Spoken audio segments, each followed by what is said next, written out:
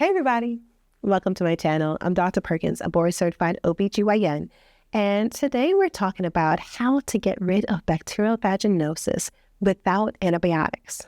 Bacterial vaginosis is very frustrating, and especially if you've had it recurrently. Patients ask me all the time, how do we get rid of it without antibiotics? Truly, antibiotics are the mainstay. It is the best and the standard way for treating and dealing with bacterial vaginosis. There are ways that you can support your body, and we're going to talk about that today. Ways that you can help to reduce bacterial vaginosis, and much more importantly, ways to prevent it from happening. So let's dive into it today by talking about what exactly is bacterial vaginosis to start.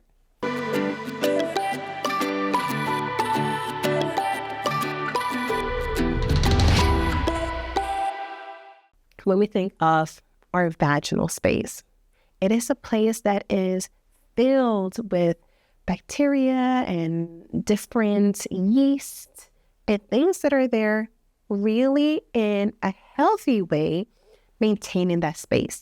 It is called your microbiome. And so it's just a mixture of all these bugs and things that are there in a good way. Whenever we think of infections happen when there is an overgrowth of any of the things that are within the microbiome. So while we're not talking about yeast, it's a very easy one to give you a better, clear understanding of what that may look like. Yeast lives there. Maybe quantity-wise, we're thinking about having 100 yeast. If we multiply that and we have 300 or 400 or 500, we now have a yeast infection. When we think of bacterial vaginosis, a similar thing occurs. We have our underlying bacteria, and if our quantity is much more and there's an overgrowth, we have an infection called bacterial vaginosis, or BV.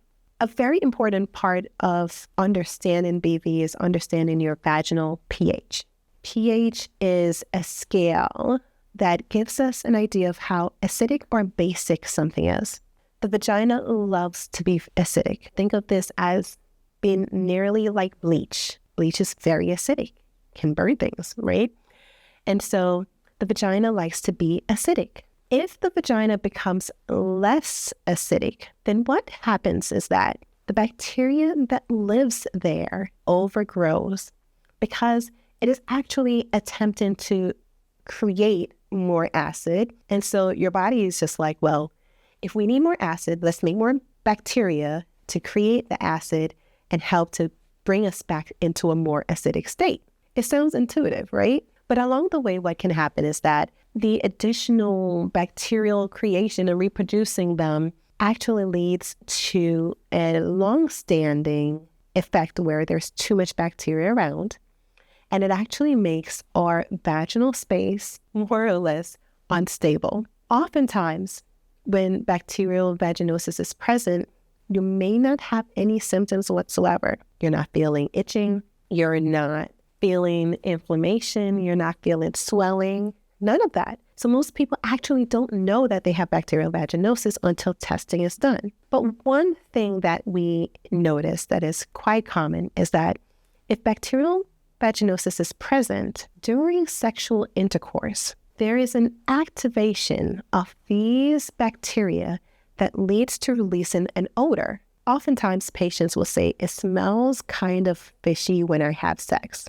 And sometimes that is the only clue that BV is actually present. Some people also, I'll mention, they're so in tune with their discharge that they may notice that their discharge is a little bit more gray, which is sometimes hard to tell. But BV can create a grayish discharge. And so that's another subtle sign. But outside of that, most people will not have symptoms or signs that can be easily identified. And because BV is an overgrowth of bacteria, antibiotics typically is the treatment for this. Because what are antibiotics? They kill bacteria. So naturally it makes sense that that's the treatment. But obviously if you're here, you're watching because you're just like, well, I don't want antibiotics. And there could be lots of reasons why you don't want antibiotics. So I understand. Now, let's talk about what the science has shown to be proven and helpful for bacterial vaginosis. Probiotics are cultures. They're live bacteria that we take that can help with the vaginal space. Now, all probiotics don't work as equally. Whenever you choose a probiotic, you want to find one that supports lactobacillus. This is the bacteria that specifically helps to make more acid in the vaginal space. And that's what we want. That is what is being affected the most when you have bacterial vaginosis. Whenever you look on your container, your probiotic container, when you're trying to figure out what to take, in general, when the correct strains of bacteria are present in the probiotic for the vaginal space, manufacturers will say this is supporting the vaginal area. So it would be like a vaginal probiotic or some statement on there that mentions reproductive or vaginal information. The strain specifically that scientifically has shown to be the most effective is a Lactobacillus rhamnosus. Sometimes you'll see it as just L. rhamnosus. If you want to know if your probiotic is best for the vagina and helping with bacterial vaginosis, look for Lactobacillus rhamnosus. Lactobacillus reuteri also is very effective with helping to increase the vaginal microbiome and stabilizing it as well, decreasing bacterial vaginosis. Probiotics in this realm can either be oral or it could be vaginal. I see a lot of products coming out now with like a vaginal gel probiotic or almost like an ointment. And I am in love with these. There's so many brands, and if you want to know, I'll just comment below and I'll send you a couple that have been proven to be very helpful. But either way, probiotics is probably my number one recommendation for helping bacterial vaginosis. Other things that you can do is increase your diet with fermented foods. Things like kefir, kombucha, these are very helpful because they also produce or they have cultures, live cultures that can be helpful for your gut as well as your vaginal space. Another big one is boric acid. I love boric acid. Boric acid is not what is considered to be natural. Okay, it is a compound and it's actually quite poisonous to our system if you take it by mouth. So don't ever take boric acid by mouth. But vaginally, it works really, really, really well. It is an acid. Remember, as I mentioned earlier, vaginas love to be acidic. And so if we're less acidic in the vaginal space and we now have bacterial vaginosis, in order to reverse that issue and correct it, we want more acid. And that is exactly what boric acid does. It is acid that you place by capsule in the vagina, and it helps to overall rejuvenate and increase the amount of acid that your vagina produces. It also helps to reduce or break down BV biofilms. The bacteria that's active in bacterial vaginosis creates this film, makes it very challenging for antibiotics to actually effectively break it down. And so I find that when you have recurrent BV, where you're getting these infections over and over and over, you're taking antibiotics and a month later you have BV again, sometimes it's because your strain is resistant to the antibiotics, and so it's just not working very well.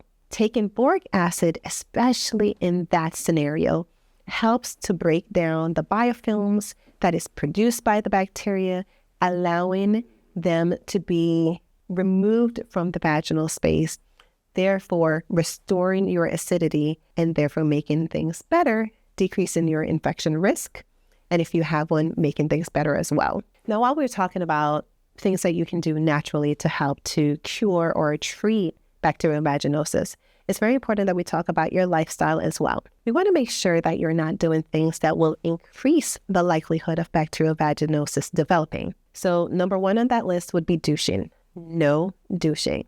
That is something that we used to do on a regular basis, and it is highly not recommended to do anymore. It's also important that we not use scented products down there. By down there, I mean by the vulva or the vagina. It is very easy for us to be attracted to things that smell pretty amazing, right? Our body washes, our moisturizers, our pads. I mean, everything on the market that can touch the vagina probably has a scented version as well. And those are the versions we do not want to use. Okay, so I want you to use unscented products down there as much as possible. And really, truly, I want you to use less products than more. Sometimes you may think, well, I have an infection. I'm not doing something right. I need to change something. Sometimes it means that we're doing too much. We're using too many products. We're trying too many things. We're trying to make this flowery space when the vagina really just wants to be untouched. It wants to get the least amount of activity. It wants the least amount of intervention. So washing with something light, washing with warm water, not putting anything in the vagina those are the perfect things that you can do in your lifestyle to help to decrease getting bacterial vaginosis, not do more. In addition to that, it's also important that we're hydrating well and that we're resting and getting enough sleep, because our hormones replenish overnight. And if we're not sleeping and hydrating well, it's very hard for your vagina, in addition to all your other pelvic structures and your hormones overall, it's very challenging for them to maintain and create balance. Now, I've mentioned do not douche. I also want to mention here that I don't recommend using essential oils down there. It doesn't matter which one or what it's promoted for and how it may help you. It's not recommended to use on your vulva or vagina. And do not use hydrogen peroxide down there. Your vaginal microbiome is deeply connected to your hormones. And understanding how bacterial vaginosis, as well as other infections down there, can completely disrupt your life, I'd love to send you a copy of my ebook, Hormones Don't Lie. In this ebook, I talk much more about how your hormones impact things like your vagina, as well as your overall health. But I also give you strategies to help you create balance and hopefully be able to live a happier, more comfortable life. If you'd like a copy of this ebook, I'd love to send it your way. Click the link below this video and you'll find it in your inbox. Thank you so much for being here. Thank you so much for listening. I hope you've learned a little bit, and I'd love to see you next time.